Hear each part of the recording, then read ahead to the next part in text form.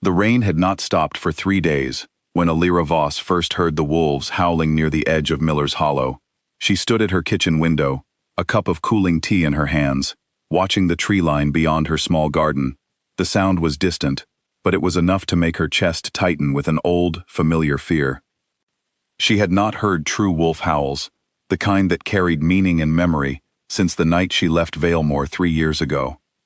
"Mama, look." Her son Rian tugged at her sleeve, pointing at the window with a small, insistent finger. He was 2 years old, with soft brown curls and eyes the color of polished silver, eyes that belonged to no one in this quiet human town. "Wolf, big wolf." Elira knelt beside him, brushing his hair back from his forehead. "It's just the storm, sweetheart. Wolves don't come this close to town." But even as she said it, she felt the lie settle uneasily in her stomach. She knew better than anyone what wolves were capable of, how far they could travel, how patient they could be when they wanted something badly enough. She had built her life in Miller's Hollow precisely because it sat far from any known pack territory, tucked between 2 rivers that shifters rarely crossed without reason. She had chosen this place carefully, the way a woman chooses a hiding spot when she knows she is being hunted, even if the hunt has never truly begun. 3 years earlier, Elira had been the chosen mate of Cale Draven, Alpha King of Valemore. She still remembered the way the court had looked at her when she first arrived at the palace, an outsider with no title and no great pack name, standing beside a king who commanded absolute loyalty from every shifter in the realm. She had never wanted a crown. She had wanted him, the way he laughed low and quiet when no one else was watching, the way his hands were gentle, even when his voice carried the weight of command. Then came the night everything fell apart. She had overheard it from the hallway outside the council chamber, the voices of the elders discussing an alliance marriage between Cale and the daughter of a rival pack, a match meant to secure peace along the northern border. She heard Cale's voice too, low and controlled, seeming to agree to the terms. She did not stay to hear more. She did not ask him directly. Grief and humiliation moved faster than reason that night, and by morning she was gone, carrying with her a secret even she had only just discovered, that she was carrying his child. She told herself she was protecting the baby. She told herself a king who would trade her for peace would trade their child too. She told herself many things in the years that followed, standing over a cradle in a rented room, then a small rented house, then finally this cottage at the edge of Miller's Hollow, where she had planted roses by the door, and taught herself to be a healer for the townsfolk, who never asked too many questions about where she came from. She had built a good life, a quiet life. She told herself that was enough. That evening, after Rian had been settled into bed with his favorite wooden fox tucked under one arm, Elira sat by the fire mending a torn shirt, her mind drifting the way it often did when the house grew silent. She thought of Cale's face the last time she saw him, laughing with the Northern Envoy's daughter at a feast, unaware that Elira was watching from across the hall, with her hand pressed against her still flat stomach. She never asked him for the truth. That was the part that haunted her most on quiet nights like this one. She had run before he ever had the chance to explain, and somewhere deep down, she wondered if she had been wrong. A knock at the door startled her from her thoughts. It was late for visitors, later than any of her patients usually came, and the rain outside had grown heavier, drumming against the roof like impatient fingers. She set down her mending and moved cautiously to the door, one hand resting instinctively near the small knife she kept on the shelf, more habit than real expectation of danger. When she opened the door, her breath caught in her throat. He was taller than she remembered, or perhaps grief had simply shrunk him down in her memory over the years. His dark hair was damp from the rain, sticking to his forehead, and his eyes, that unmistakable pale silver that Rian had inherited without a single trace of doubt, locked onto hers with an intensity that made her knees weaken. "Cale," she whispered, the name slipping out before she could stop it. He did not smile. His expression was something far more complicated, relief and hurt and disbelief all tangled together. "I have been searching for 3 years," he said quietly. "I almost stopped believing you were real." Elira's hand tightened on the doorframe.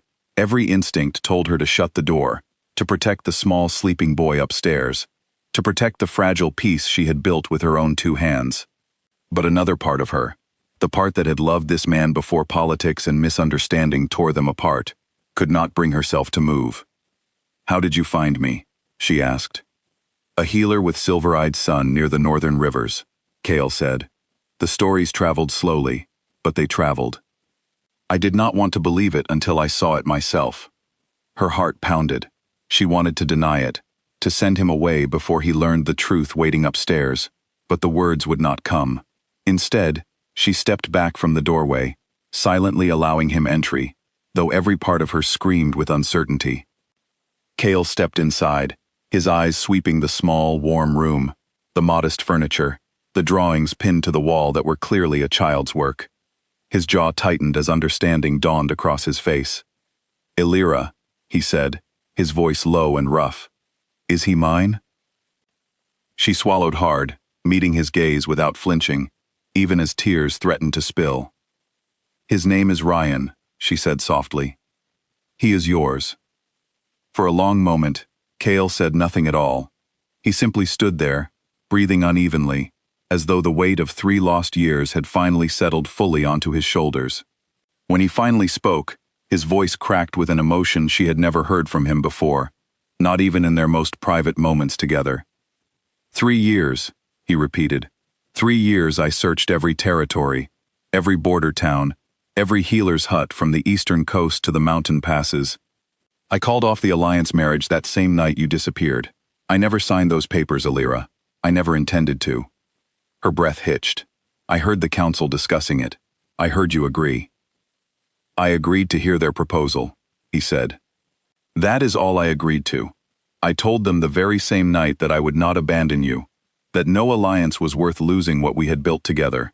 But by the time I went looking for you, you were already gone. The room seemed to tilt beneath her feet. All this time, she had built her entire understanding of that night around a single overheard conversation. A fragment of truth, stretched thin by fear and grief, until it had become something else entirely.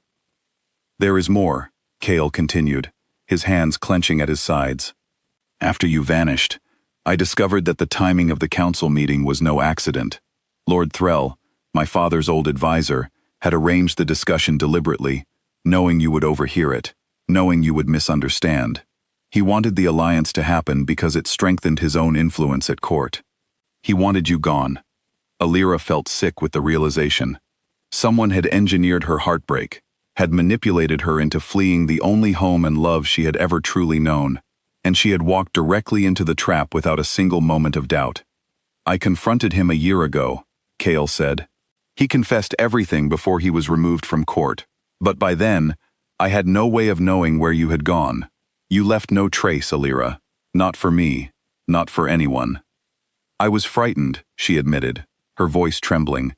I thought I was protecting our child from a father who would trade us away for peace. Kale crossed the small distance between them, his hand rising slowly, hesitantly, as though afraid she might step away. When she did not, his fingers brushed gently against her cheek, wiping away a tear she had not realized had fallen.